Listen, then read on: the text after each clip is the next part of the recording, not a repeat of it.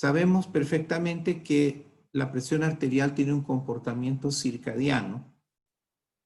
Existen horas y momentos del día en que aún sin desarrollar ninguna actividad, las personas tienen presiones más altas. Esto tiene mucho que ver con el estado del sistema nervioso autónomo. Así que si no tenemos la perspectiva de las 24 horas, es muy difícil garantizar que conocemos la realidad de un paciente, ya sea normotenso, mucho menos el hipertenso, que puede tener patrones realmente sorprendentes en cuanto se refiere a este perfil de variabilidad de cifras de presión arterial. No hablemos de variaciones de hora en hora, hablemos de variaciones de segundo a segundo. Si pudiéramos estar viendo la presión en un continuo, en un monitoreo intraarterial segundo a segundo, nos daríamos cuenta qué tan variable es. Por supuesto que eso no es práctico en el manejo crónico y tenemos que recurrir a herramientas como el mapa. Y es de esperar, por ejemplo, en el caso de este hipertenso, que haya siempre cifras por arriba de lo normal. Cuando no hay un tratamiento, recuerden que esto es el valor umbral que hemos usado para la presión sistólica, 140. Pero esto no es el valor normal para monitoreo. En monitoreo pedimos cifras más bajas, porque se estima que fuera del ambiente de consultorios, los pacientes deben manejar cifras con probablemente entre 130 y 135 como tope. Y esperamos que de noche haya un descenso fisiológico a 125 como máximo mientras el paciente duerme. Así que con base a esto, conocer al paciente, haber confirmado su diagnóstico, pero a la vez conocer el porcentaje del día que se encuentra hipertenso y a qué horas se está hipertensando puede constituir el primer paso esencial para toda terapia. En este caso, vean ustedes que tenemos un monitoreo donde se ha delimitado las fronteras de manera conservadora, porque esta línea debería estar en 135 y esta debería estar en 85. Pero vean cómo el paciente durante las horas, en este caso comenzando el monitoreo a las 10 a.m., a lo largo de prácticamente el resto de la mañana y las primeras horas de la tarde-noche, el paciente tiene cifras de presión arterial que son normales, igual con la diastólica. Pequeños ascensos en el momento de colocar el monitor. De noche no hay un descenso y el paciente, aunque no tiene cifras preocupantes de forma numéricamente aisladas, vemos que no hay un descanso. No hay un descenso, quiere decir que hay un continuo trabajo del ventrículo izquierdo para sostener estas presiones. La poscarga se mantiene sin descanso para el corazón. Y entonces, aunque el paciente no tiene durante horario diurno, francamente, mucha hipertensión, pero esto es un comportamiento completamente anormal y la carga de presión inadecuada acontece durante el 45% de las 24 horas para la sistólica y durante casi el 48% para la diastólica. Vean que cuando el paciente llega a retirarse el monitor, básicamente la presión ha subido un poquito. Por el momento en que se le pasa la factura al paciente, le sube la sistólica un poco. Pero en realidad, este es un paciente que va a tener hipertrofia ventricular izquierda. Y no nos daríamos cuenta con un método basado estrictamente en el chequeo de consultorio. Así que nuestro primer paso va a ser siempre confirmar la presencia de hipertensión arterial y definirla en términos de si hay descenso nocturno o no, si se trata de una hipertensión de bata blanca o si se trata de una hipertensión enmascarada, aún con cifras aparentemente leves que podrían no resultar tan impresionantes cuando las tomamos de forma aislada en el consultorio. Segundo, si pretendemos hacer un manejo integral del hipertenso, vamos a requerir un segundo paso: calcular su riesgo cardiovascular. Cada uno de nosotros tiene un método favorito para hacerlo. El método más común es a ojo de buen cubero, es decir, yo veo al paciente, reviso su expediente, veo sus exámenes y hago un cálculo mental aproximado. Y puedo decir, ok, este es un paciente de alto riesgo, este es un paciente de bajo riesgo, este no me preocupa tanto porque estaría en una categoría intermedia. Puede resultar atractivo e interesante hacerlo así, pero yo recomendaría que fuéramos más objetivos, más precisos, que cuantifiquemos mejor. Porque a veces la percepción basada en el puro olfato clínico nos puede dar algunas sorpresas desagradables, sobre todo infravalorando el riesgo. A veces pequeños incrementos de factores de riesgo, pequeñas elevaciones de algunos exámenes de laboratorio, pequeñas desviaciones del peso, mínimas elevaciones presoras, ya cuando las vamos considerando en la perspectiva global, nos llevan a incrementos no tan mínimos del riesgo cardiovascular. Así que si a ustedes les gusta Framingham, muy bien. Si usan QRisk en línea, muy bien. Si utilizan SCORE, que está diseñado para Europa, muy bien. Hay muchas escalas actualmente vigentes. A mí me gusta una en que ni siquiera necesitamos exámenes de laboratorio, porque se basa en parámetros de tipo clínico que se pueden evaluar en una sola visita, incluyendo el peso, el índice de masa corporal, en vez de perfil lipídico. Y ese método fue validado por la cohorte NHANES tan temprano como en el año 2008. Y son charts para hombres y mujeres para valorar riesgo a 5 años. Siempre lo tengo a mi lado cuando estoy dando consulta. Se validó con un modelo usando exámenes de laboratorio y la verdad, las curvas de predicción fueron absolutamente idénticas. Entonces se divide a los pacientes por género, por su condición de diabético o no, y se evalúan considerando como tercer elemento la edad, cuarto elemento el índice de masa corporal, quinto elemento la presión sistólica. Y vean cómo se generan estas escalas de color, en donde el azul es un grupo de pacientes con muy bajo riesgo, y a medida que van aumentando la edad, aumentando el índice de masa corporal, aumentando la presión sistólica, y si sumamos diabetes y tabaco, podemos llegar a estadios de muy alto riesgo con probabilidad de 30% o más de un infarto o un evento cerebrovascular en los próximos 5 años.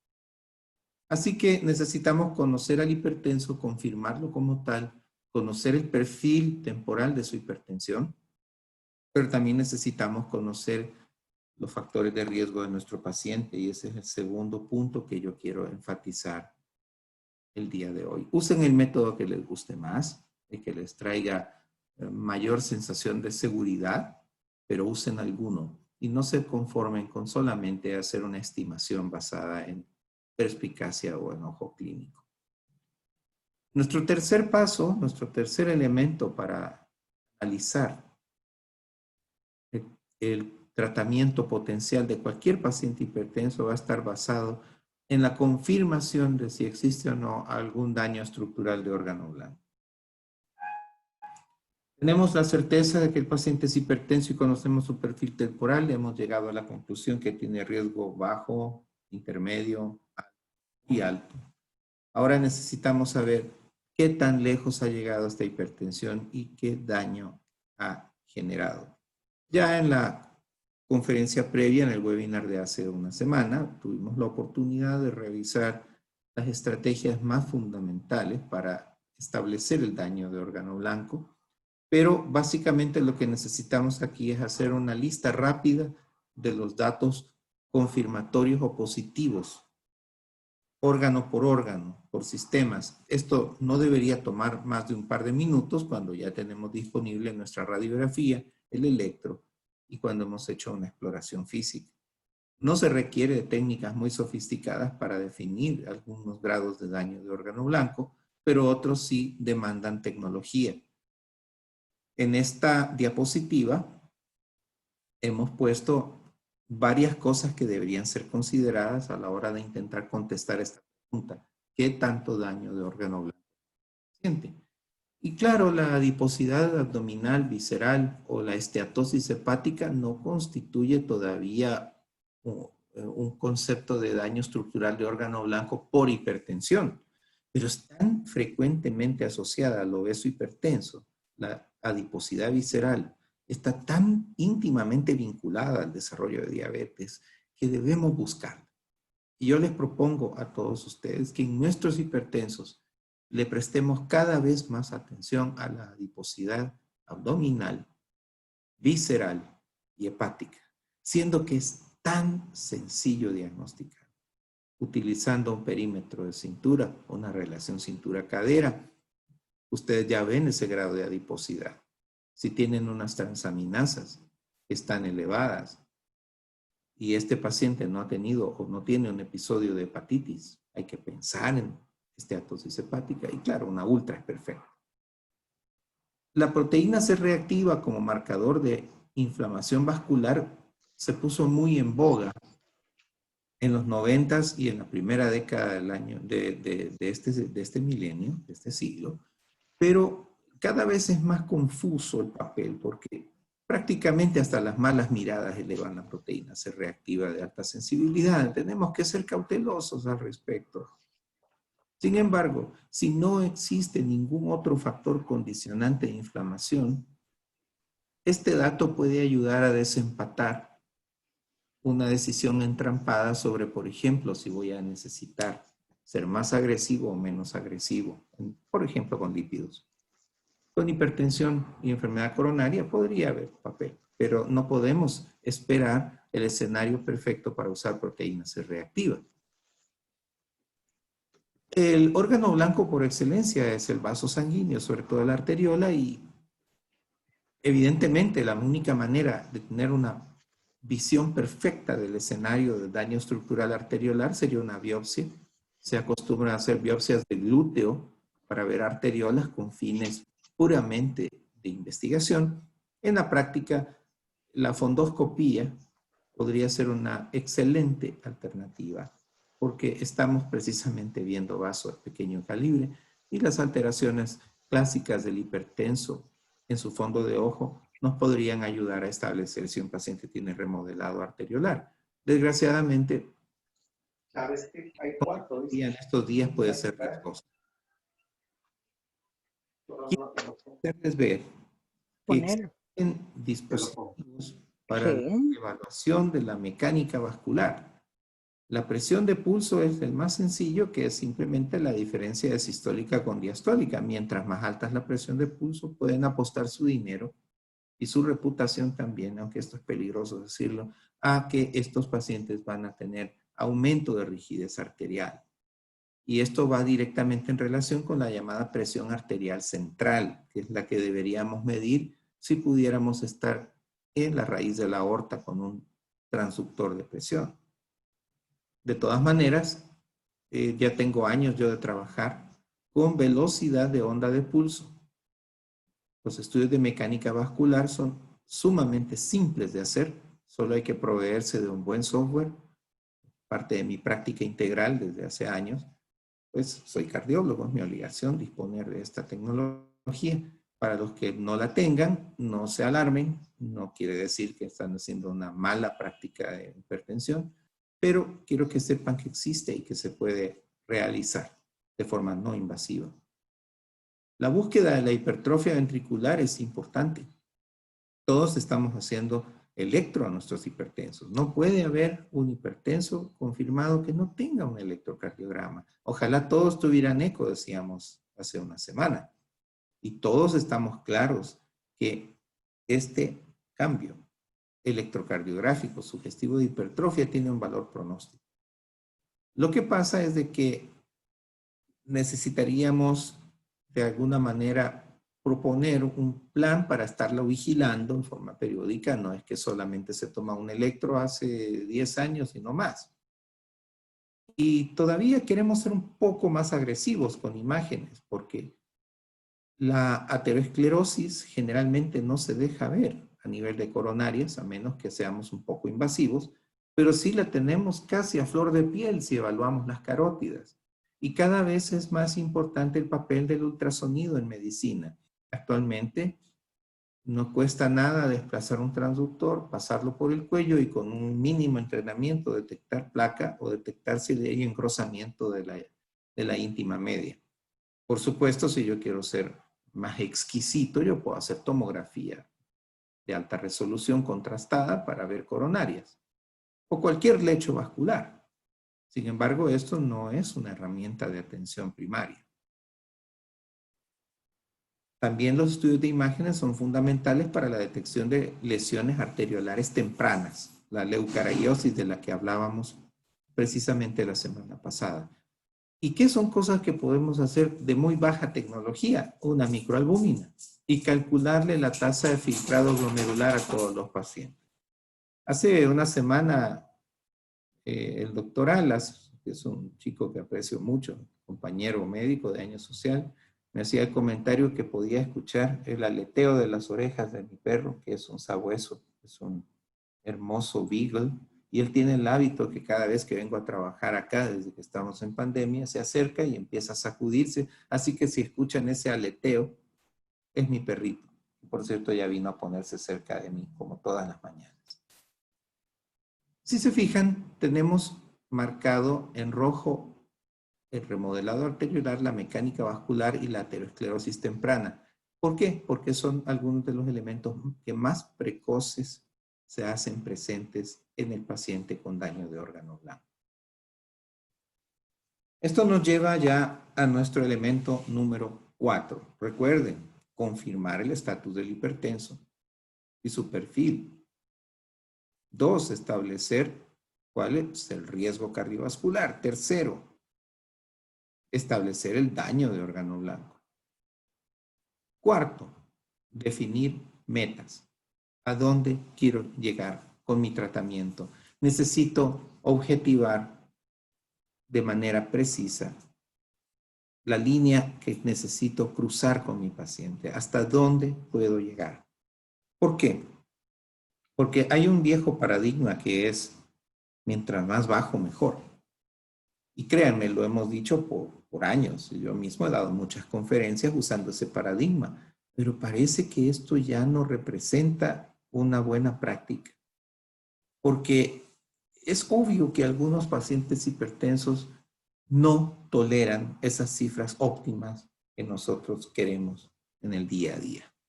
Es obvio que en muchos casos la mecánica de arterias que están crónicamente dañadas no permite un buen flujo de sangre hacia los órganos, por ejemplo, sistema nervioso central o coronarias, si las presiones no tienen un valor mínimo, sobre todo con la presión arterial sistólica.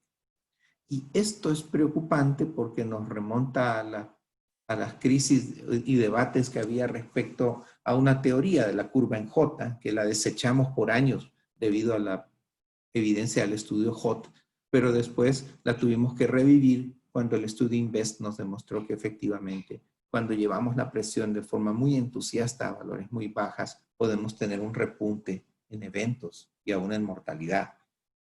Aún los nefrólogos no me dejarán mentir, que si somos muy entusiastas en la reducción de cifras sistólicas, podríamos estar en teoría haciendo una gran ayuda al glomérulo para evitar esa hipertensión intraglomerular.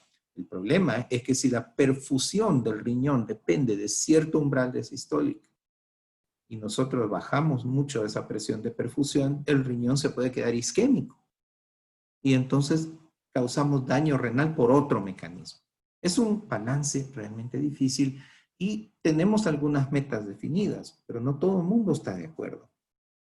Lo que les presento en esta diapositiva es la guía que vimos la semana pasada de la práctica clínica para metas de presión en hipertensos, la que se está usando actualmente en Norteamérica, en Estados Unidos.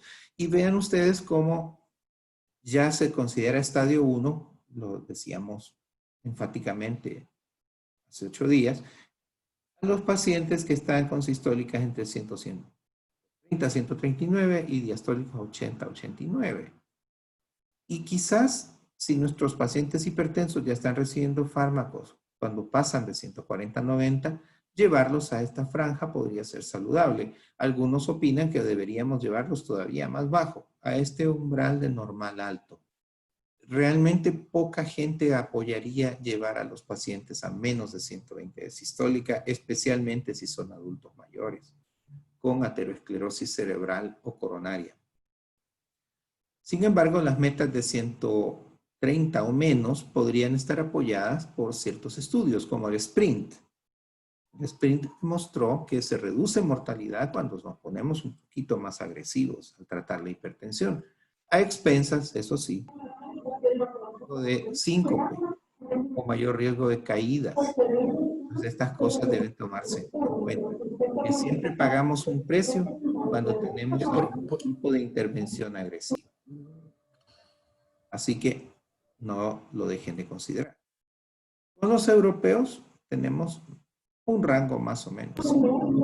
El concepto sería en el paciente no complicado adulto, no hablo del adulto muy mayor, manejar al paciente en esta franja entre 120 y 139 de sistólica podría ser razonable, porque esto podría disminuir francamente la posibilidad de que el paciente desarrolle hipertrofia ventricular, daño renal y otros. Sin embargo, debe tenerse especial precaución con las personas octogenarias, porque es posible que para ellos necesitamos subir la varita un poco más y usar 150 como ese límite aceptable. Sobre todo en octogenarios que están activos físicamente, que llevan cierta independencia. Estos son resultados del estudio HiBET, que no han sido contrastados por otra evidencia hasta la fecha.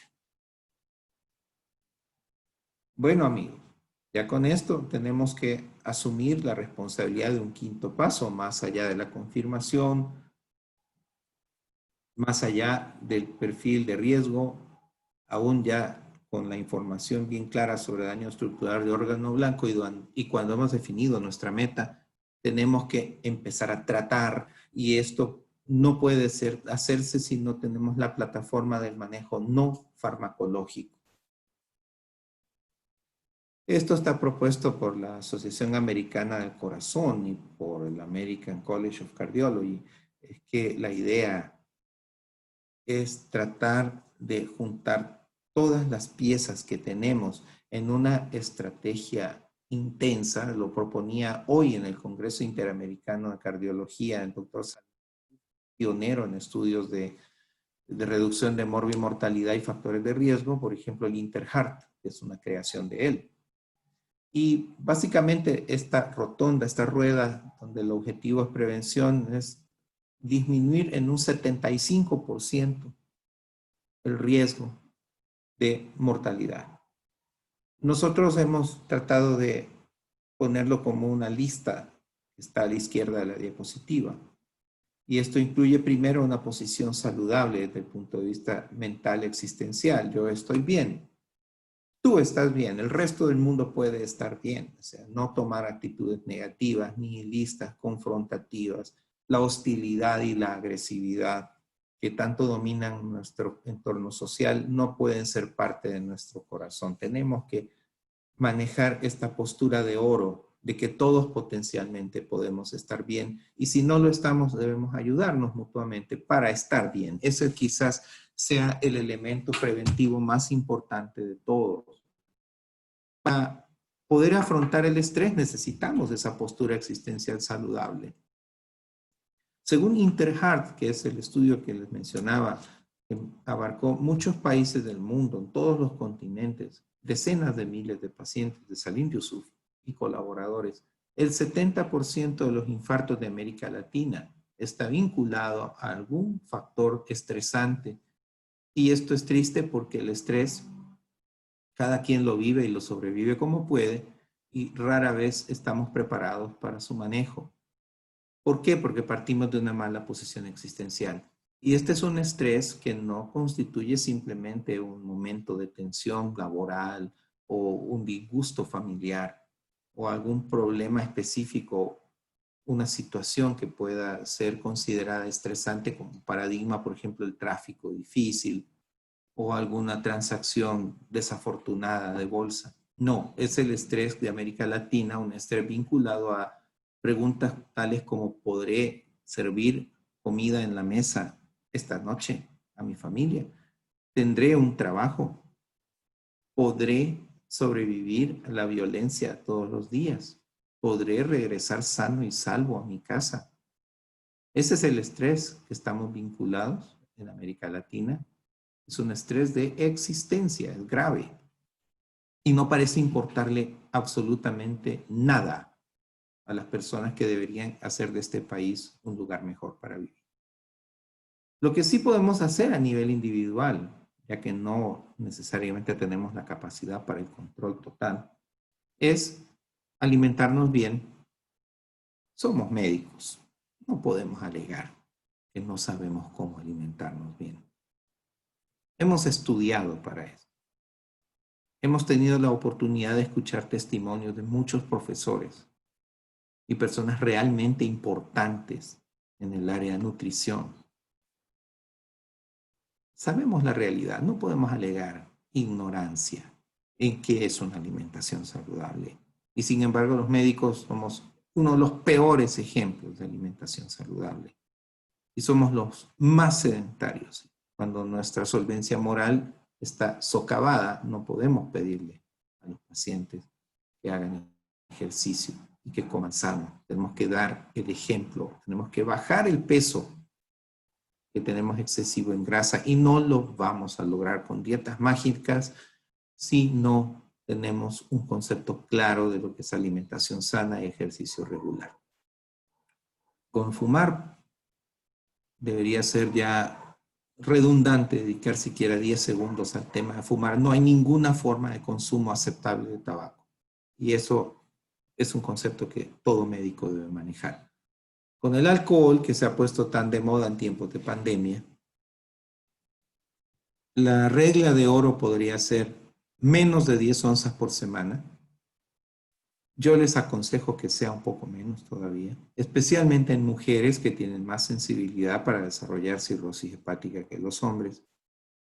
El sodio, todos lo consumimos en valores mayores a lo recomendado por los comités de expertos. Tampoco es crucial una dieta insípida, pero sí debemos tener conciencia del agregar sal a nuestras comidas ya servidas. Eso es un punto importante. Tal vez se le ha minimizado el papel al consumo de sal respecto al riesgo de eventos por hipertensión, pero no olviden que en países como en China, al norte, en la región de Manchuria, que es el lugar donde hay más accidentes cerebrovascular del mundo, es decir, los manchúes mueren como moscas por hipertensión arterial asociada a enfermedad cerebrovascular sobre todo. Quiero decirles que ahí el consumo promedio de sal es de 30 gramos al día. O sea que sí hay alguna relación. No la minimicemos. Por supuesto, todo esto debe ser supervisado. Si hay ya daño estructural de órgano blanco, si hay riesgo importante, el médico debe estar al tanto y a cargo de la supervisión de este tipo de estrategias no farmacológicas. Y debemos pesar a los pacientes en todas las consultas. Hay que pesarlos y hacerlo bien, sin zapatos, con la mínima cantidad de ropa que sea adecuada. Vigilar la presión en todas las consultas y estar periódicamente revisando los exámenes que sean predictores de riesgo. Dos cosas más respecto a medicamentos. Enseñemos a los pacientes a no automedicarse. Podemos darle cierta amplitud de control al paciente sobre qué cosas usar bajo ciertas circunstancias, pero que no empiecen a improvisar o seguir protocolos de internet o listados de tratamientos bajados de redes sociales. Por muy famosos que se vuelvan algunos doctores o muy mediáticos y por más amigables y altruistas que puedan lucir, ningún doctor serio va a proponer recetas de cocina para que los pacientes las tomen sin una previa consulta. Eso sí, seamos muy claros en decirle al paciente que no puede haber un tratamiento eficaz y apropiado si no está siendo cumplido a cabalidad.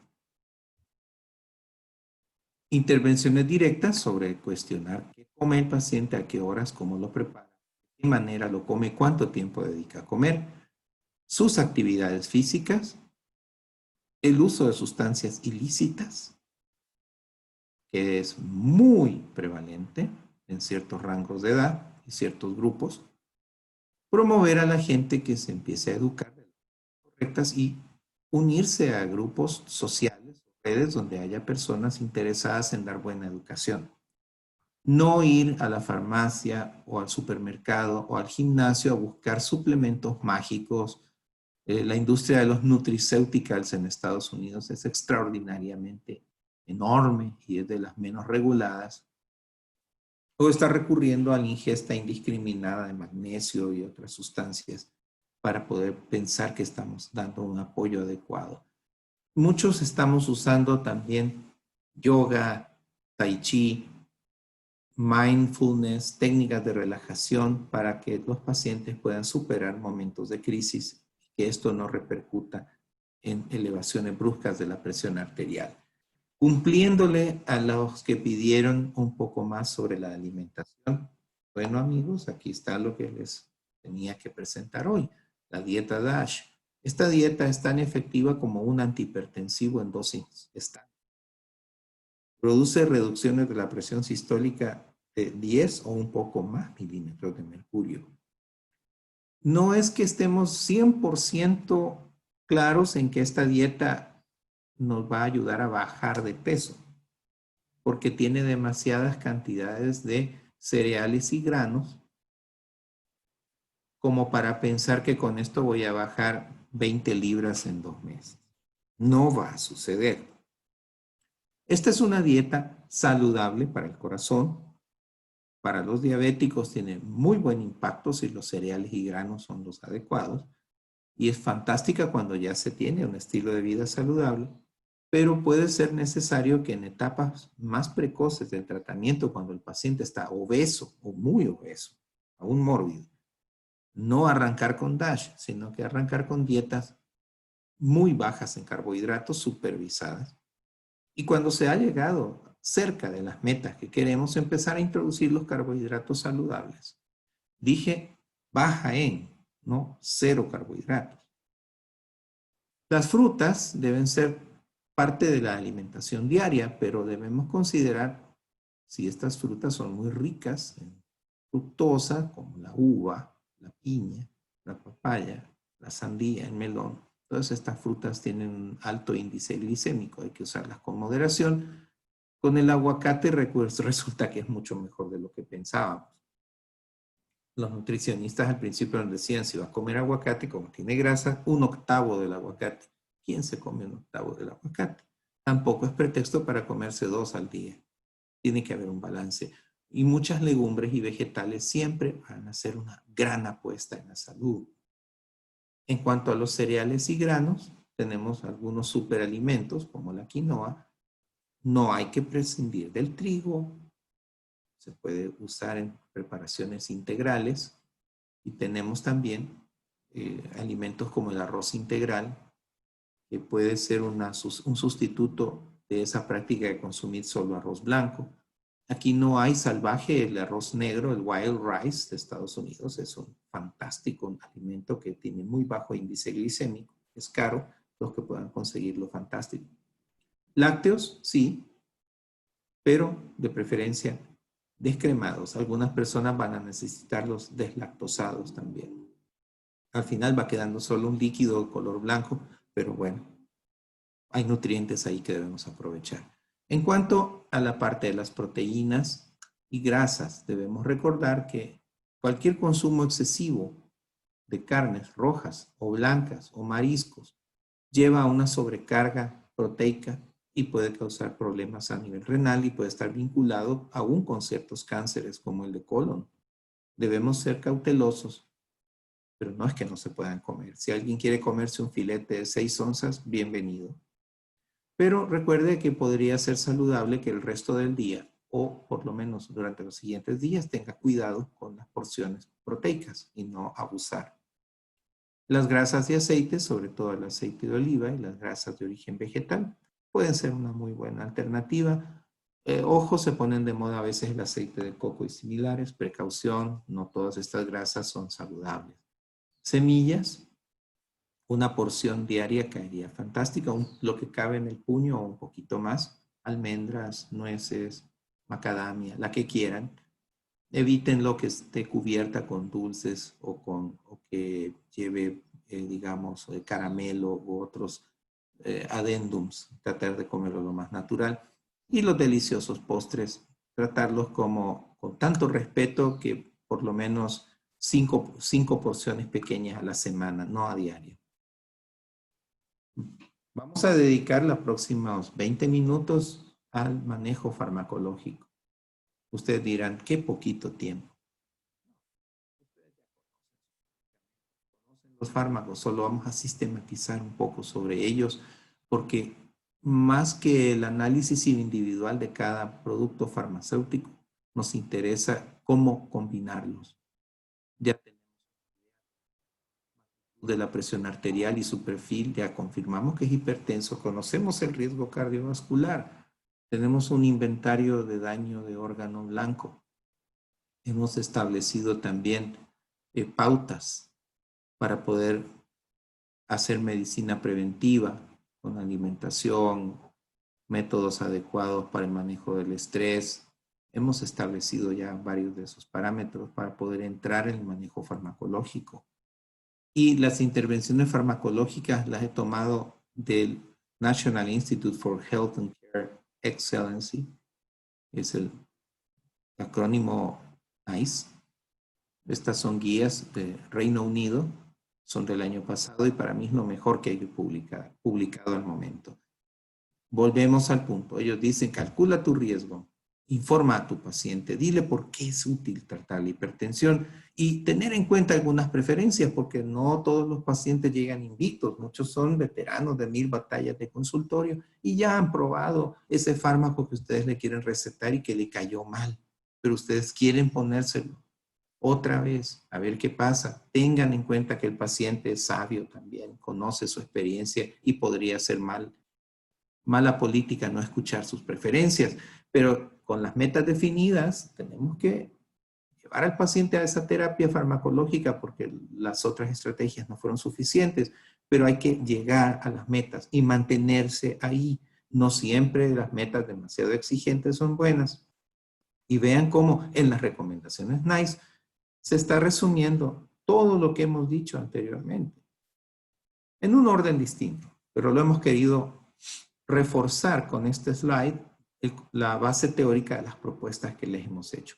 Los diabéticos merecen cuidado especial, el nefrópata merece cuidado especial, el adulto muy mayor, el adolescente. Individualicemos. En el Reino Unido, cualquier paciente que debuta con 160-100 sostenido o más va a fármacos de entrada. Completamente de acuerdo. En otros grupos de edad y en otros grupos de condición clínica distinta, como diabéticos, renales, puede ser que no tengamos que esperar tanto. Pero en 160-100 debemos empezar fármacos desde la primera consulta si hemos confirmado que efectivamente el paciente se sostiene ahí y no es un fenómeno reactivo.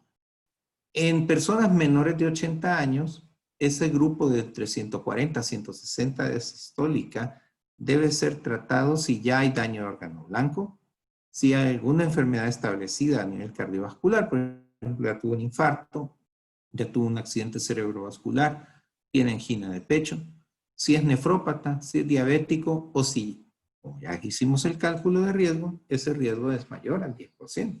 Vean que resulta relativamente fácil terminar con un fármaco de manera precoz según las guías NICE. Esto es porque si mantenemos a un paciente hipertenso por varios meses sin tratarlo, le estamos recortando sus posibilidades de sobrevida libre de eventos. Y tenemos mucho para ofrecer.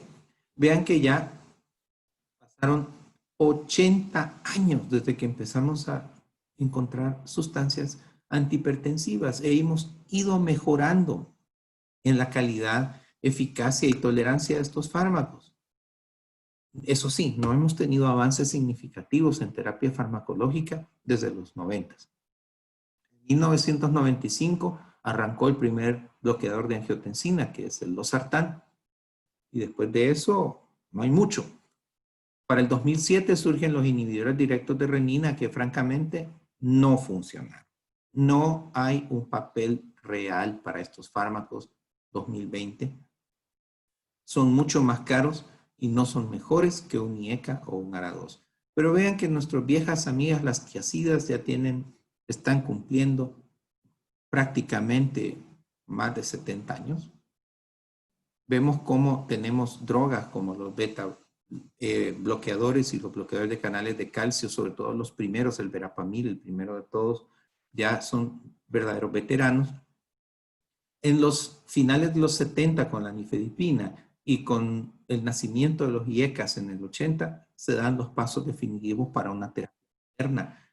Y actualmente consideramos que varios de estos fármacos se acercan, si bien no lo logran, pero se acercan mucho a esa categoría de ser considerados el antihipertensivo ideal, que debería ser muy efectivo, no causar efectos adversos serios, es decir, que nos dé un margen de seguridad razonable, que hayan demostrado reducir mortalidad y no solo cifras de presión.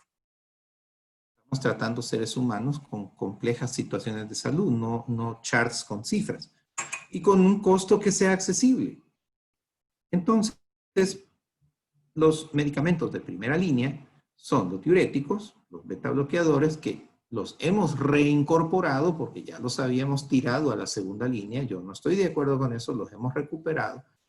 Los bloqueantes de canales de calcio, los IECA y los bloqueadores de angiotensina, dejando los alfa bloqueadores, las drogas centrales, en una categoría de reserva, como dicen los americanos, just in case. No siempre podemos prescindir de estas ayudas. Ya habíamos planteado que existen diferentes escenarios en que la fisiopatología orienta. Y por supuesto, si tenemos evidencia que el sistema renina-angiotensina-aldosterona puede estar jugando un papel crucial en una hipertensión, un IECA, un bloqueador de angiotensina, es el inicio ideal. Si tenemos un paciente adrenérgico, será un beta bloqueador. En el perfil 3 que les mencionaba la semana pasada, si es predominantemente hiperactividad del sistema del control de sodio y líquidos, pues los diuréticos, los bloqueantes de canales de calcio serían la opción preferente. Como no es fácil saberlo, porque no a todos los pacientes les vamos a medir renina, ni aldosterona, ni excreción de sodio de orina de 24 horas, ni medir catecolaminas plasmáticas, tenemos que enlazarnos a otra visión. Por ejemplo, con las tiazidas, ¿se acuerdan de nuestra diapositiva básica sobre cómo se genera la presión arterial? Bueno, las tiazidas tienen la capacidad de reducir volumen circulante. ¿Por qué? Porque están botando sodio y con eso botan también fluidos. Esto disminuye el retorno venoso y tiene un efecto en la carga ventricular. Pero como estamos perdiendo sodio, que ese es el principal mecanismo antihipertensivo, el tono de los vasos reduce y esto disminuye también la resistencia vascular periférica. Así es como trabajan las tiazidas. Tenemos varias de ellas, con 2 o 3 que conozcamos. Entre ellos la hidroclorotiazida, la indapamida, que serían las dos más importantes.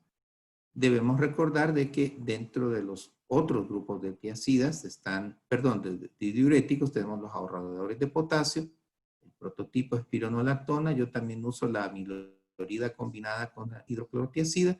Y muy importante, los diuréticos de asa no son tan buenos antihipertensivos, excepto la toracemida, que sí tiene una reconocida eficacia en hipertensión arterial. Vean que son prácticamente para uso único, de dosis única diaria, su metabolismo principalmente hepático, su excreción la mayoría de las veces es combinada renal fecal. Y las dosis son márgenes muy amplios. Recomendamos no usar monoterapia en dosis demasiado altas. Con los bloqueadores adrenérgicos tenemos una perspectiva distinta. No estamos afectando tanto la volemia, pero sí tenemos un impacto importantísimo sobre el balance. Es obvio, estamos bloqueando el sistema adrenérgico. Los bloqueadores beta también tienen capacidad de reducir la contractilidad, es decir, un efecto inotrópico negativo y además un efecto cronotrópico negativo, excepto los que tienen lo que llamamos actividad simpático-mimética intrínseca y que no usamos en hipertensión. Entonces, estos 3 factores, el efecto simpaticolítico, el efecto de reducción de contractilidad, el efecto bradicardizante, son parte de la manera en que nuestros organismos reaccionan al uso de estas drogas y que llevan, por supuesto, a una reducción de la presión arterial. Los más importantes son el atenolol, el metoprolol, el bisoprolol, el nebivolol, que comparten todos una actividad preferente, aunque no exclusiva, preferente sobre receptores beta 1. El nebivolol es el más selectivo. El carvedilol, que se usa mucho en hipertensión, pero también en falla cardíaca y enfermedad isquémica, tiene el triple bloqueo, beta 1, beta 2 y alfa 1. Eso es importante si hay enfermedad arterial periférica, conservar cierto efecto contra el receptor alfa 1 para evitar la sensación de manos frías y de hipoperfusión. Y por supuesto tenemos los bloqueadores alfa puros, que no los vamos a discutir mucho hoy. Son fármacos de segunda línea con un perfil de efectos adversos ya bastante conocido, incluyendo taquicardia, incluyendo hipotensión postural, y que son útiles sobre todo si hay problemas para el adulto mayor con dificultades urinarias bajas. El tercer grupo, los bloqueantes de canales de calcio, que deben recordar ustedes, se dividen en 3 categorías: las hidropiridinas, las fenilalquilaminas y las benzodiazepinas, no diazepinas, sino que tiazepinas. Esta categoría solo tiene al diltiazem. Las fenilalquilaminas han tenido varios representantes, pero el único que permanece en el mercado es el verapamilo. Estos son calcioantagonistas con un perfil muy bueno si tenemos pacientes con, por ejemplo, enfermedad coronaria asociada, arritmias y eventualmente patología renal. Con respecto a las dihidropiridinas, que son las más conocidas, la lista es muy larga, hemos puesto solo las más importantes. Todas estas tablas que ven aquí y la mayor parte de las figuras están en nuestro libro de hipertensión arterial. Vean ustedes que amlodipina es por lejos la más popular y la que es el prototipo para combinar ahorita. Tenemos la lercanidipino, que a mí me gusta mucho, es un fármaco muy versátil, con todas las ventajas de amlodipina y menos efectos adversos, pero más costoso. Vean que por lo general tienen efectos muy prolongados, excepto las nifedipinas de acción corta en cuanto a vida media, pero la duración de efecto, casi todas son mayores de 24 horas cuando van en preparados retardo. Vemos que su metabolismo hepático, la excreción es combinada y tenemos amplios rangos de dosificación. Todo médico debe por lo menos conocer la amlodipina y el verapamil. Si también maneja diltiazem, excelente. Aunque es un antihipertensivo débil, puede ser un coadyuvante útil. Las dihidropiridinas tienen un efecto venodilatador y por eso los pacientes pueden tener edemas. El edema no es por retención de fluidos. El edema es porque hay un efecto venodilatador. Pero los beneficios directos de las dihidropiridinas, como la amlodipino, es la disminución del estrés de rozamiento, el efecto estructural sobre la relación pared-lumen, tiene un efecto benéfico en mejorar esa relación, y el tono vascular periférico. Entonces reducen las resistencias, y eso es el kit de su efecto antihipertensivo. En cambio, los no dihidropiridínicos ciertamente tienen un efecto sobre el tono miogénico, pero también tienen efectos sobre el inotropismo y sobre la frecuencia cardíaca, parecidos a los beta bloqueadores. Por eso no se combina un verapamil o un diltiazem, no se combina con bloqueadores beta. No lo hagan porque van a tener bradicardia, van a tener deterioro del bombeo, van a tener volumen sistólico bajo y depresión del gasto cardíaco. No lo hagan, es albarda sobre aparejo y es peligroso. Esta ventaja también permite ahorrar oxígeno al miocardio y es muy interesante la alternativa en pacientes con enfermedad coronaria. Con respecto a los IECAS, nos dan un portafolio muy hermoso de efectos porque tienen disminución del estrés de rozamiento, reducen la relación pared-lumen porque tiene un efecto antiproliferativo de músculo liso, baja el tono miogénico y como tiene un efecto antirremodelante vascular, son potentes reductores de las resistencias vasculares. Eso también lo comparten los bloqueadores de receptores de angiotensina. A la larga, a nivel tisular, también reclutamos a la bradiquinina, que es un vasodilatador. O sea que es una situación ganar-ganar y por eso son fármacos tan populares. Todos conocemos cómo funcionan. Pero no olvidemos que el beneficio va más allá de la angiotensina 2, que está siendo bloqueada a nivel de receptor o bloqueada a nivel de síntesis. También estamos bloqueando los efectos deleterios de la aldosterona, que no es poco, porque la aldosterona es uno de los principales protagonistas de protrombosis, disfunción endotelial, fibrosis, inflamación y estrés oxidativo. Tener bajo control la aldosterona siempre es un buen negocio. Tenemos una larga lista de IECAs. Conozcan captopril y enalapril, son muy importantes. El lisinopril es muy popular porque es un aparato de amplia difusión, uso sencillo, aunque no cubre 24 horas. De hecho, ninguno de los tres tiene ese efecto. En cambio, el perindopril, el ramipril, el sofenopril y el imidapril, todos tienen acción prolongada. Su metabolismo es exclusivamente hepático, la excreción es principalmente renal. Algunos tienen excreción balanceada, como el fosinopril, que ya no lo están promoviendo en nuestro país. Y casi todos se pueden administrar en dosis única. Con enalapril, evidentemente, eso es negociable, puede ser necesario dar 2 dosis. Con los bloqueadores de angiotensina, que la lista es larga, unos ya desaparecieron del mercado local, como desgraciadamente el finasartán. Pero por lo general se pueden usar una vez al día. Hay una tendencia a estarlos repartiendo en 2 dosis. No es una buena idea. Hasta 2 veces irbesartán al día, 2 veces valsartán al día. No es necesario, excepto en condiciones muy especiales. Estos son productos para darlos en dosis única. Los sartán quizás puedan ser el más débil del grupo en ese sentido. Metabolismo hepático, excreción por lo general balanceada, un amplio rango de dosis. Deben conocer 2 o 3. No tienen por qué dominar toda la paleta de los ARA2, pero sí es una de las terapias pilar porque dan algo más allá de simplemente bajar presión, y junto con los IECA son los fármacos más efectivos para reducir estrés oxidativo. Tienen un efecto antiateroma, igual que los bloqueadores de canal de calcio. Hay efectos en la mecánica vascular, un efecto antiinflamatorio, probablemente un cierto efecto antitrombótico al inhibir la síntesis de PAI-1. Tenemos efectos definidos sobre la hipertrofia ventricular y un efecto antiproteinúrico. Cosas que los bloqueadores beta y diuréticos no nos ofrecen por lo general en la misma magnitud, pero no necesariamente los hace mejores para todos los pacientes. Son beneficios extra, efectos pleiotrópicos a considerar.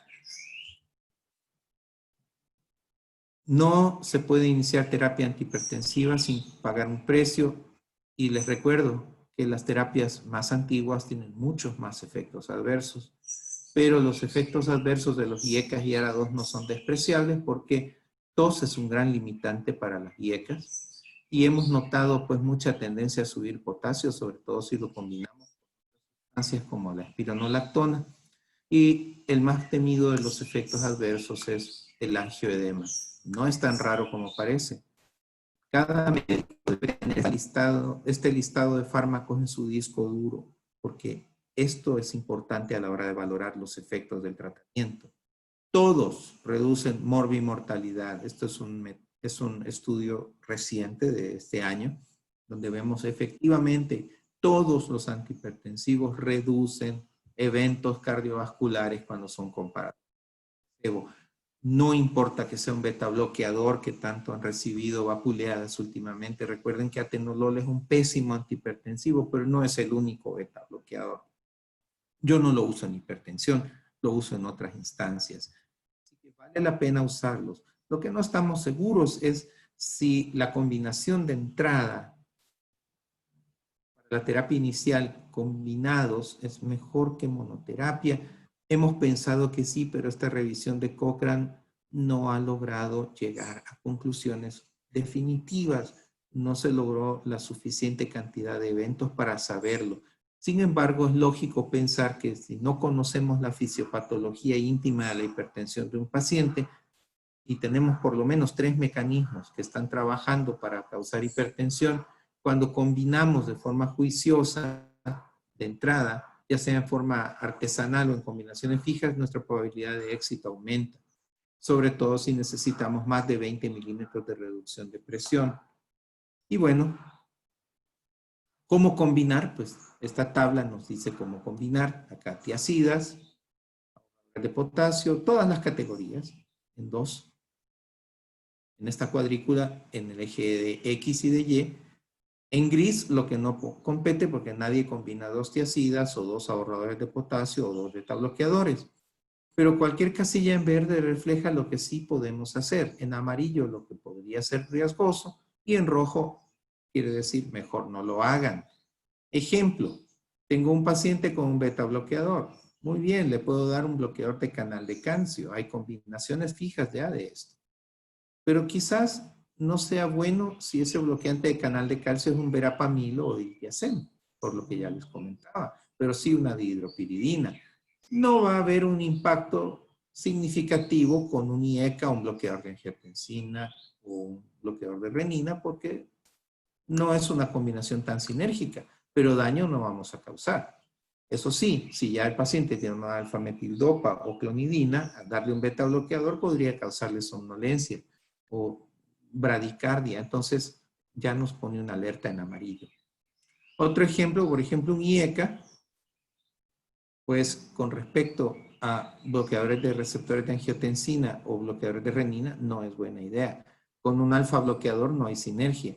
No hay problema si es una droga de acción central. Igual si lo vemos desde la otra perspectiva. Si quiero usar una tiacida, genial. Si quiero utilizar un bloqueador de calcio de tipo dihidropiridínico o no dihidropiridínico, perfecto. Pero no es buena idea dar un ahorrador de potasio más un IECA por el factor de hipercalemia, a menos que estemos tratando insuficiencia cardíaca, en que modulamos dosis y tenemos que usar otros diuréticos para poder contrabalancear el efecto del potasio. El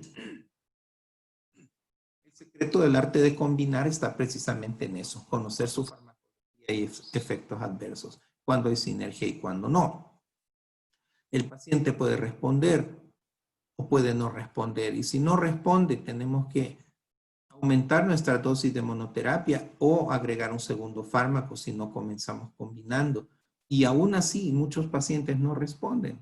Si estamos en metas, fantástico y mantengamos. Pero si no hay respuesta suficiente o adecuada, no nos quedemos cómodos. No permitamos que la inercia terapéutica invada nuestra práctica. Verifiquemos que esté cumpliendo, que no haya factores afectando esto. Agregar el tercer fármaco que sería el diurético si es necesario. Si no responde así, con las dosis correctas, las combinaciones correctas, un buen cumplimiento y no hay otros factores externos, entonces hablamos de hipertensión refractaria o de la famosa pseudohipertensión, que son aquellas arterias tan duras que no hay un tensiómetro capaz de colapsarlas y siempre nos va a dar hipertensión, aunque intravascular sea normal. Para terminar, amigos, estos últimos minutos, de nada sirve todo lo anterior si no cumplimos el paso 7, que es el monitoreo. ¿Cómo monitorizamos? Primero, educando, insistiendo sobre cumplir el tratamiento, tanto estilo de vida como drogas, evitar los fármacos prohipertensores. Recuerden que la lista es gigantesca de fármacos que pueden causar hipertensión. Y no olviden que el uso de anticonceptivos, esteroides, antiinflamatorios no esteroidales, drogas de acción sobre el sistema nervioso simpático, todo eso es parte de las frecuentes automedicaciones de nuestros pacientes y es importantísimo tener en cuenta eso. Enseñémosle al paciente a que tenga un tensiómetro en casa y enseñémosle en persona a usarlo. Bueno, actualmente hay que hacerlo en línea muchas veces, pero debemos enseñarle al paciente a usar su tensiómetro y a desarrollar pautas individualizadas de cuándo tomar la presión. El paciente no puede vivir esclavizado a su tensiómetro ni tampoco tenerlo empolvado en un armario. El monitoreo periódico de presión arterial puede ser necesario en sujetos de muy alto riesgo. Monitoricemos no solamente al paciente en su totalidad, sino que en sus órganos blancos. cómo está la memoria, cómo están las actividades intelectuales. El fondo de ojo por lo menos una vez al año. Tenemos que hacer un examen físico orientado y ciertos exámenes deben ser monitorizados, especialmente creatinina y la excreción urinaria de albúmina. Electro, por lo menos una vez al año. Eco, cuando sea necesario. Si el paciente no mejora en nuestro monitoreo, vamos dando cuenta siempre de presiones altas, de muy persistente hipertensión, entonces debemos revalorar todo, ver si estamos fallando algo en nuestras asociaciones, ver si cumple y podría ser necesario desgatillar los protocolos de hipertensión refractaria o secundaria. Y hay planes alternativos, plan B o plan C para ciertos casos, que pueden incluir intervenciones no farmacológicas como la manipulación invasiva del sistema de vasoreceptores carotídeos o la denervación renal. Créanme, estas son alternativas un tanto radicales y no siempre la denervación renal va a tener los éxitos que se nos habían prometido.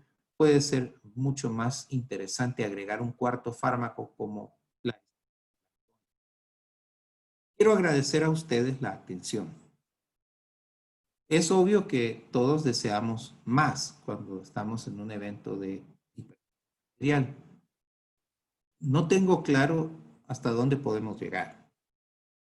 Para mí lo ideal es un tercer evento cuando ustedes lo quieran, cuando Luis lo pida, que incluiría las partes que resultan lógicas, que son la hipertensión resistente o refractaria, la hipertensión secundaria y, por supuesto, las emergencias hipertensivas. Si en algún momento ustedes tienen interés o Luis desea que esto sea parte de la plataforma ejecutiva educativa de este curso o de todo este programa que él desarrolla de manera tan hábil, pues háganmelo saber.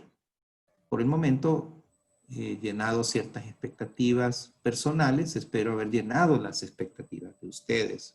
Esto es una pincelada de la realidad. Y ojalá puedan tener el interés de conocer este libro porque de esa manera no solamente apoyan al investigador nacional, sino que también enriquecen su biblioteca y pueden tener un acceso rápido a información práctica de uso cotidiano. Muchas gracias, Luis, por el espacio y gracias a todos los Gracias a asistentes. ti.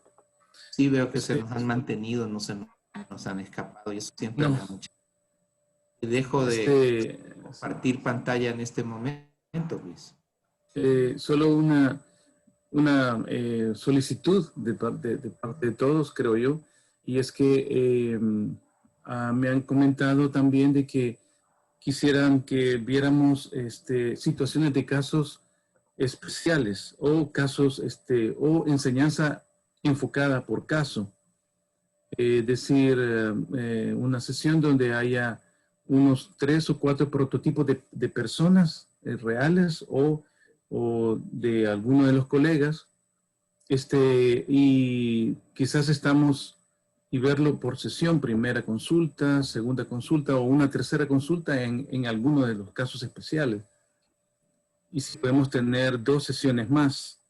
El estudio por caso me parece una buena posibilidad. También sí podemos ver emergencias hipertensivas en otra sesión más. Seguro que me hubiera gustado tener otra sesión de hipertensión arterial maligna. Había una pregunta con respecto a casos especiales, pacientes con ciertos grupos, como por ejemplo pacientes embarazadas, que es poco frecuente verlo, ¿verdad?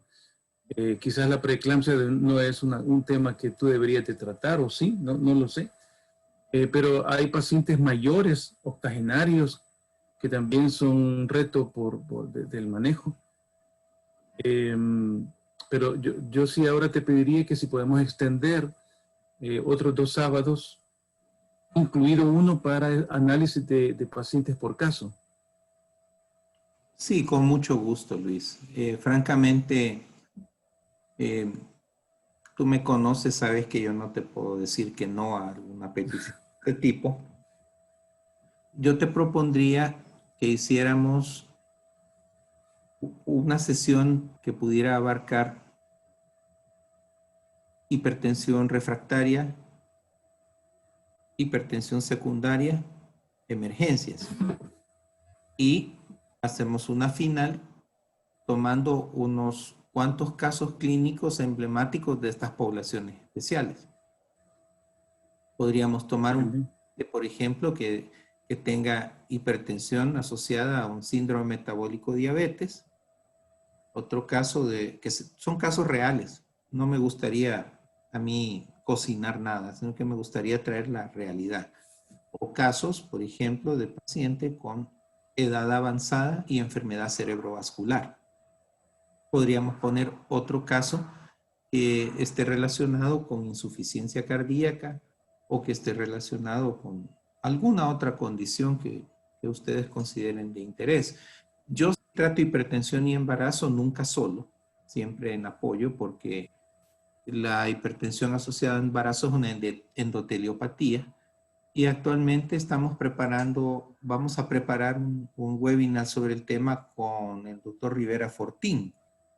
Eso es una plataforma paralela que va desarrollando el doctor Roberto Peña Chan. Me pregunto si podrá ser interesante unir fuerzas. Para agregarnos, sí. ¿Me entiendes? Porque así podemos llegar a 2 grupos con un solo evento, porque eso se piensa hacer para octubre. Y como todos más. Entonces, me gustaría, pues, proponerles así, que dejemos la de casos especiales ya cuando tengamos toda la teoría revisada. Y bueno, acepto. Ahora la cuestión es si va a aguantar, pero la otra cosa es que veo que hay más preguntas, Luis, por si las quieres moderar. Sí, una pregunta es, bueno, te felicitan siempre mucho, ¿verdad? Creo que es bueno que expresen gratitud, por lo menos en este contexto de que todo es voluntario, ¿verdad? Y un esfuerzo adicional. Hay una pregunta con respecto a...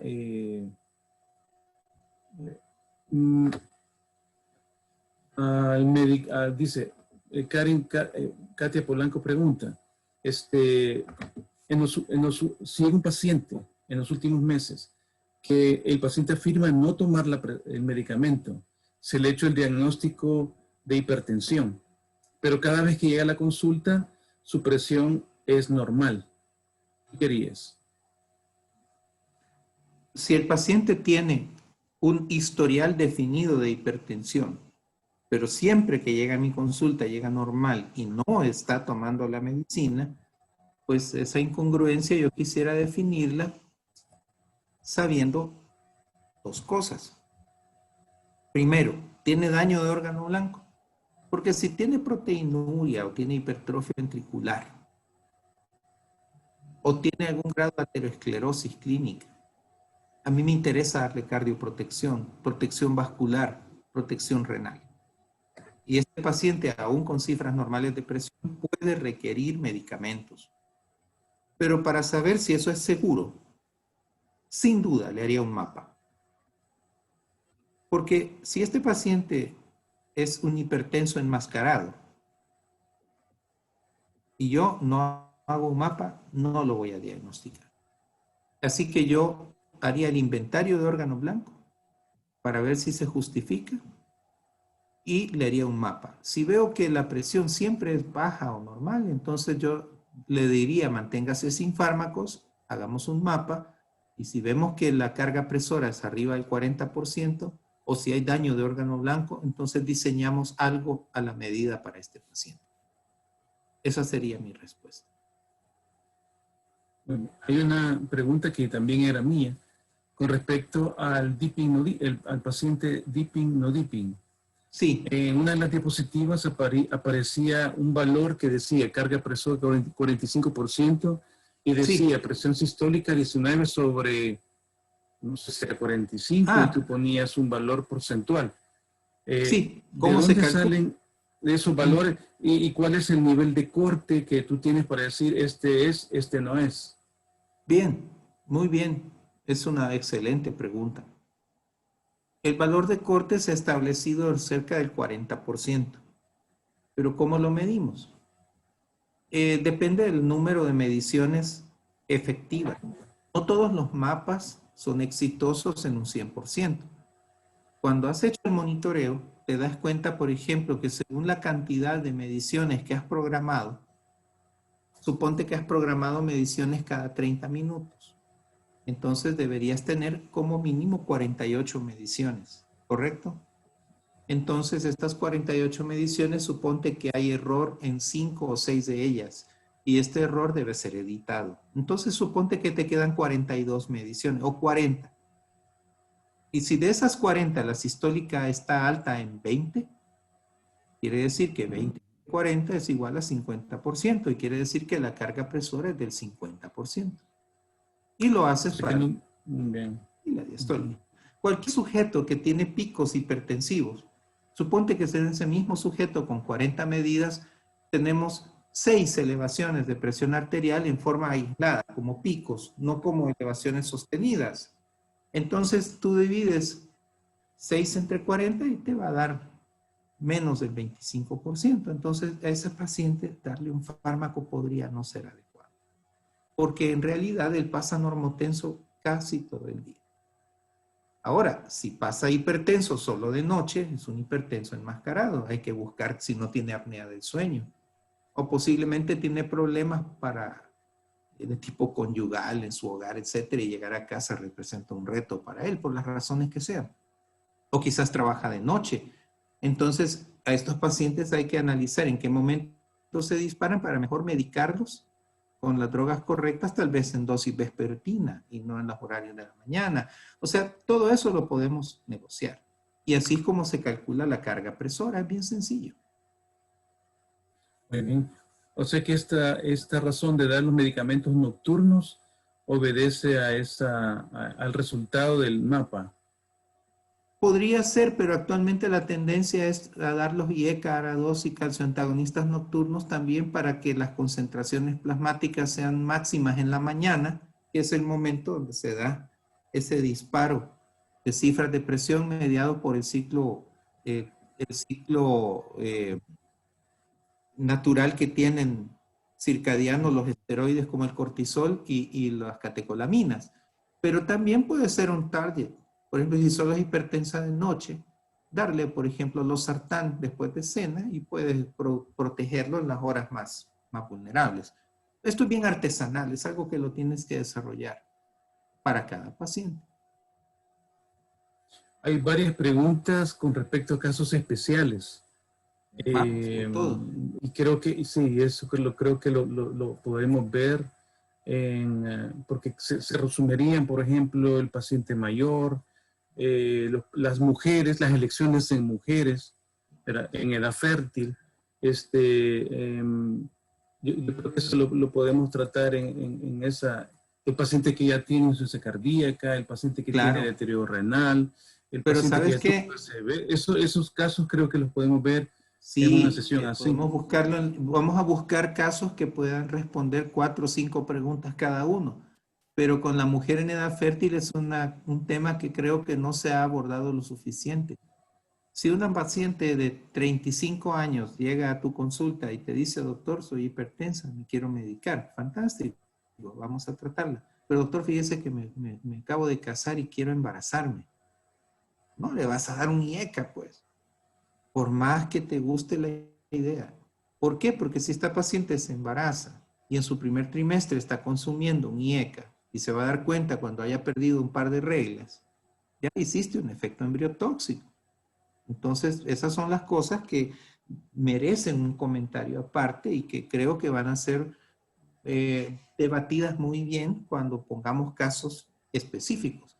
Podría ser, por ejemplo, una obesa con dislipidemia o una obesa prediabética que también está en edad fértil y que ha estado tomando anticonceptivos. ¿Te das cuenta? Ahí podemos resolver dudas de muchos problemas con un solo caso emblemático. Podemos escoger Sí. unos casos a desarrollarlos bien como secuencia consultorio, vida real, y ahí vamos a ir evacuando todas estas. Sí. Bueno, una pregunta ya la contestaste tú en las últimas diapositivas, pero te la voy a replantear. Solo para Sí, una respuesta de sí, no, casi. Este, llega un paciente y tus elecciones son terapia individualizada o terapia escalonada. O sea, vas por un al final, tiacídico. Luis, sí, te entiendo, pero al final, ¿sabes qué pasa? Que al final todos terminamos escalonando. O sea, seamos honestos.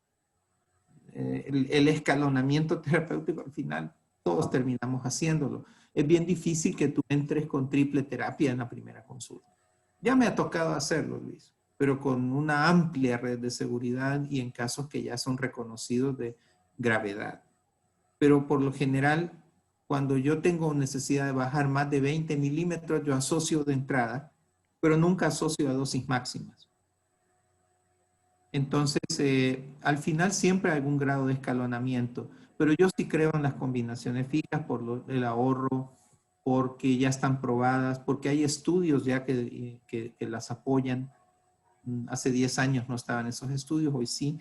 Entonces, toda esa data inclusive nos va llevando al concepto de polipíldora, que es otra cosa que no pude desarrollar hoy por factor tiempo. Y si te fijas, fui muy enfático en hablar de la terapia no farmacológica. De hecho, hablé más de eso que de la farmacológica, pero aún así lo hago a sabiendas de que esa parte no ha sido suficientemente enfatizada en la educación médica. Pero sí, al final todos terminamos escalonando y eso sí, si vamos a agregar un tercer fármaco, debe ir un diurético, pero no vamos a escalonar a diuréticos si el paciente toma 6,25 de captopril y le das 25 de atenolol y dice, Dios mío, qué refractaria esta hipertensión, le voy a dar entonces ya el diurético. No, no funciona así. O sea, tenemos que usar dosis que sean las apropiadas para poder pensar que un paciente es refractario y que va a necesitar un diurético. Y ahora a veces es más bonito agregar el diurético como segundo fármaco o ya en combinación con un IECA, porque, o con, ya hay con calcio antagonista, también más diurético en adulto mayor, pero cada caso debe ser considerado individual, único y repetible, pero que vamos a escalonar, vamos a escalonar. Eso es casi inevitable. Muy bien. Y solo me queda una pregunta, porque el tiempo.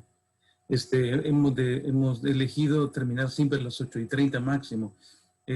Solo me queda un minuto para que respondas una pregunta y es con respecto a la medicina que se de comunitaria, tipo Ministerio de Salud y medicina privada de alto costo, ¿verdad? Entonces, o sea, yo creo que hay pacientes, pero los recursos están muy problemáticos ahora para Sabemos. poder hacer todo lo que tú quisieras. Este, sería solo ¿Cómo, quizás, cómo, cómo aterrizar en la realidad? quizás sería en casos especiales, tal vez podemos tratar el paciente que no tiene recursos y estás en un terreno comunitario de muy bajas posibilidades económicas. Quiero recordarte Es lo algo, mínimo que podríamos hacer. ¿sí? Yo creo que todos hicimos una práctica social en este país. A mí me tocó en un municipio extremadamente pobre y yo fui director de unidad de salud y veía 50 pacientes diarios y contábamos con los recursos mínimos. Entonces, contar con los recursos mínimos no es excusa para no hacer una medicina excelente. Lo que pasa es de que vamos a tener que sacrificar lo técnico por lo clínico, pero no podemos tampoco cerrar absolutamente la puerta a lo técnico. Entonces, yo practico algo así que yo lo llamo un método de aproximaciones sucesivas. Para mí, la primera consulta, el 80% es historia. Conocer al paciente poco a poco. Nunca se puede en una consulta comunitaria evacuar toda la historia de un paciente en 10 minutos. Entonces yo creo que si el médico es capaz de llevar un expediente bien organizado, puede ir en forma sucesiva en las consultas, ir haciendo una aproximación a la historia de ese paciente y al cabo de 3 o 4 consultas ya lo conoce bien. pero eso implica llevar un buen expediente para ir anotando todo. El examen físico se puede también ir escalonando por prioridades. No le vas a hacer un examen neurológico completo en la primera consulta. Le vas a checar la presión, vas a ver los pulsos, auscultas, pero en una próxima visita vas a hacer una buena exploración abdominal y vas a tal vez hacer un examen neurológico básico y un fondo de ojo, si tienes un oftalmoscopio, y todo médico debe tener uno, aunque en la institución no se lo dé. Tercero, con laboratorio siempre usa lo que tienes. No le vas a pedir microalbuminuria si no tienes un general de orina, que es mucho más barato y sencillo, por lo menos de entrada. Pero tú le puedes explicar al paciente, en un universo óptimo nosotros deberíamos hacer esto, pero vamos a empezar acá. Referirlo para el electro cuando convenga. No, si no tienes electro, mándaselo. Pero no tienes por qué correr si no hay una razón especial. Es decir, uno debe aprender a trabajar con lo que tiene. Y mientras menos recursos y menos fármacos, basta con un IECA, un ARA2, un beta bloqueador y un calcio antagonista y un diurético. Aunque sean los menos famosos. Pero tú con eso puedes hacer magia. Aunque no sean los fármacos fancy, los más interesantes desde el punto de vista mercadológico. Uno de cada uno y aprenderlos a usar con mesura. Exámenes. No tienes LDL, no tienes beta-2 microglobulina, hoy que el mundo no se va a caer por eso, Luis.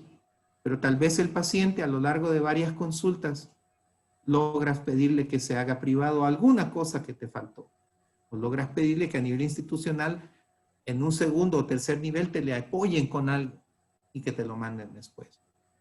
Es un proceso arduo, pero no es imposible. Y lo puedo decir con propiedad porque yo ya estuve ahí. Y trabajé también como médico consultante en el Seguro Social en los tiempos de oro, cuando podías indicar lo que te diera la gana y nadie te decía nada. Entonces he vivido los dos mundos. Entonces creo que si de verdad nos interesa el paciente, con lo que tengamos podemos hacer mucho. Y entonces lo no farmacológico se vuelve fundamental. Exactamente. Bueno, muy bien. Entonces tenemos una cita para el próximo sábado en base al acuerdo que hemos tenido hoy. Nos veremos a las 7. El chat se abre desde las 6 de la mañana porque es más fácil incorporar colegas y evitar estar agregando colegas durante la conferencia porque genera un poco de distracción. Y así que hay que evitarlo. Por favor, cierren los micrófonos. Cuando ustedes entren, manténganlos cerrados. Tuve que cancelar algunos micrófonos varias veces. Traten de mantenerlo porque queda interferida la conferencia, ¿verdad? Y a veces puntitos muy importantes que estaba diciendo se bloquearon. Hay una persona que no la he admitido que ha puesto su nombre como medicina y cirugía. No puedo omitir eso porque así evitamos que nos boicoteen las sesiones, como ha ocurrido en otros grupos, ¿verdad? Que meter personas que no conocemos genera boicot, así que no puedo omitir ese nombre. No sé quién tiene ese nombre, pero no lo voy a admitir así. Les agradezco a todos, ¿verdad?